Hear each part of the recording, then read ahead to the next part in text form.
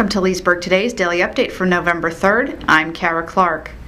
Loudoun voters turned out in steady streams but didn't make any waves Tuesday. Congressman Frank Wolf won election to his 16th term by wide margins in Loudoun and across the 10th District. He turned back a challenge from Democrat Jeff Barnett, who took only 35% of the vote in the district and lost in all but 3 Loudoun precincts. In remarks to supporters at the Dulles Holiday Inn, Wolf said he wants to bring the country together to solve tough issues. I have said in speaking that I have never been more concerned of where the country is today. And hopefully we can, as a country, can come together.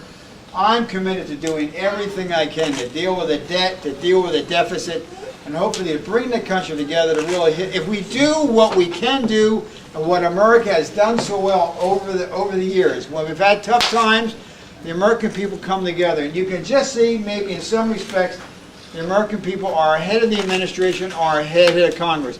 I am committed, and hopefully I believe those who are elected to do what is necessary so we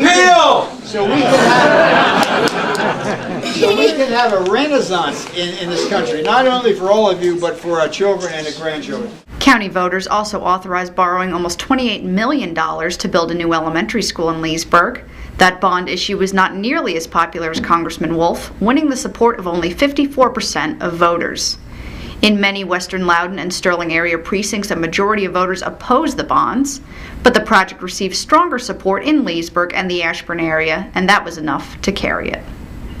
One Loudoun town held elections as well. When poll workers got done counting all 29 write-in ballots cast in the Hillsborough race, Mayor Roger Vance and the town's 5 incumbent town council members were elected to new terms. A Leesburg resident who wants her town to follow Hillsborough's lead in switching elections from May to November was out at the polls collecting signatures to make it a referendum question on next year's ballot. Barbara Bales Roberts said she already is close to gathering the 2,500 signatures needed on petitions, but plans to keep pushing the effort to get thousands more.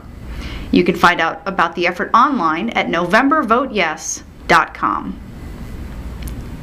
In other Leesburg news, a solution may have been found to combat pedestrian safety concerns in the Tavistock Farms community. The town's Standing Residential Traffic Committee voted this week to install a crosswalk at the intersection of Tavistock Drive and Burnside Terrace near Cool Spring Elementary.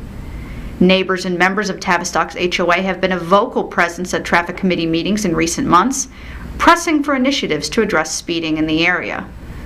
While committee members held off on enacting other recommendations by the HOA, the committee unanimously agreed to install the crosswalk. The cost of the project is estimated at $2,550. Finally, the Thomas Balch Library for History and Genealogy has received a second installment of a bequest from a former library volunteer and supporter, bringing the total of Virginia L. Bowie's gift to more than $500,000.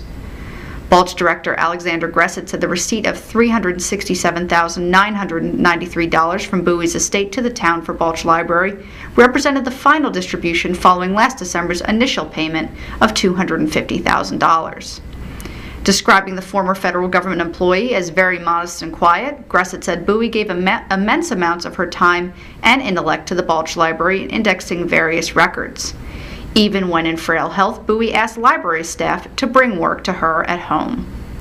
One possible use of the gift under consideration is to create some sort of endowment for the library to ensure its continued operations. For more on these and other stories around our community, visit us online at leesburgtoday.com.